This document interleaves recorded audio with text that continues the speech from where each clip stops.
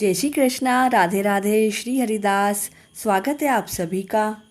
आज के इस वीडियो में हम जीतिया व्रत कथा अर्थात जीवित पुत्रिका व्रत कथा का श्रवण करेंगे।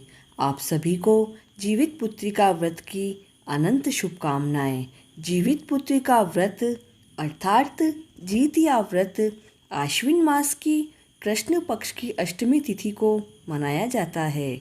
जीवित पुत्रिका व्रत माताएं अपनी संतानों की सुरक्षा व स्वास्थ्य के लिए पूरे दिन तथा पूरी रात्रि 24 घंटे तक निर्जला उपवास रखती है।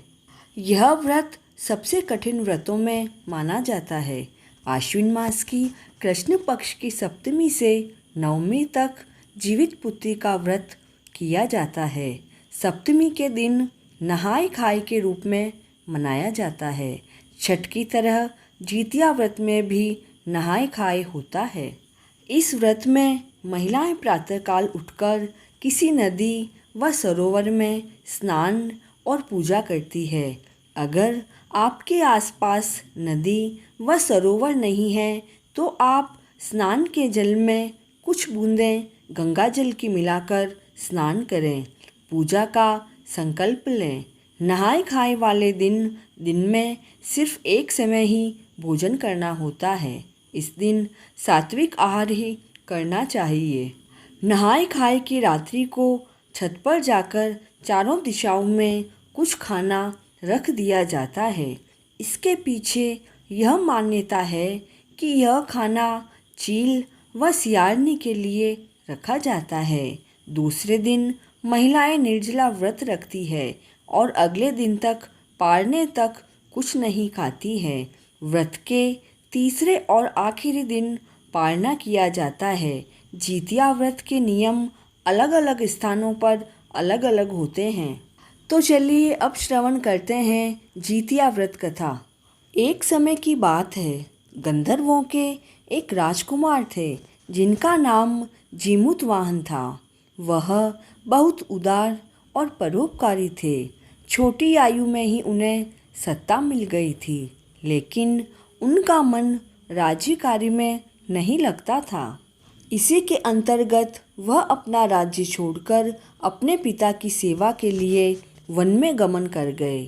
वन में उनका विवाह मल्यावती नाम की एक राजकुमारी से हुआ।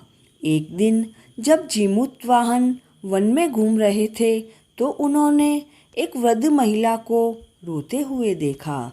उसे देखकर वह राजकुमार उसके पास गए और रोने का कारण पूछने लगे। तब वह वृद्ध महिला कहने लगी, मैं नागवंशी स्त्री हूँ। मेरा इकलौता पुत्र है। पक्षीराज गरुड़ के सामने प्रतिदिन खाने के लिए एक नाग सौंपने की प्रतिज्ञा हुई थी। उसके अनुसार आज मेरे पुत्र शंखचूड़ को भेजने का दिन है। अगर मेरे इकलौते पुत्र की बलि चढ़ गई तो मैं किसके सहारे अपना जीवन व्यतीत करूंगी। यह सुनकर जीमूतवाहन को दया आ गई।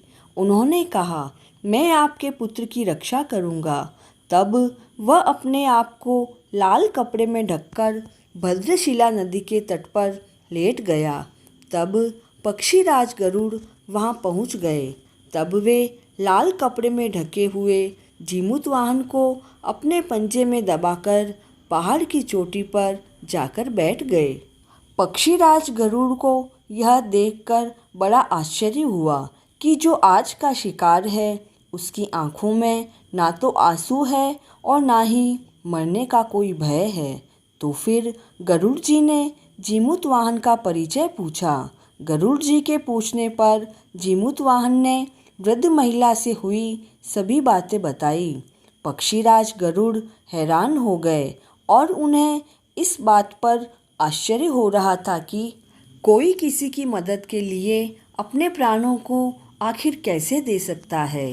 गरुड़ जी की इस बहादुरी को देखकर काफ़ी प्रसन्न हुए और जीमूतवाहन को जीवन दान दे दिया।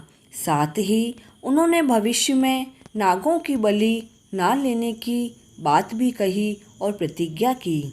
इस प्रकार एक माँ के पुत्र की रक्षा हुई। मान्यताओं के अनुसार तब से ही पुत्र की रक्षा के लिए जीमूतवाहन की पूजा की जाती है। जीमूतवाहन देव जैसे उस वृद्धा के पुत्र की रक्षा की, वैसे ही सभी के पुत्रों की रक्षा करना। कहानी अधूरी हो तो पूरी करना और पूरी हो तो मान लेना। इसके बाद आड़ीवाड़ी की कथा अवश्य सुनें। इसमें 33 करोड़ देवी देवताओं की कहानी आ जाती है। इस कहानी का लिंक डिस्क्रिप्शन बॉक्स में मिल जाएगा। कहानी पूर्ण हुई। जय श्री कृष्णा।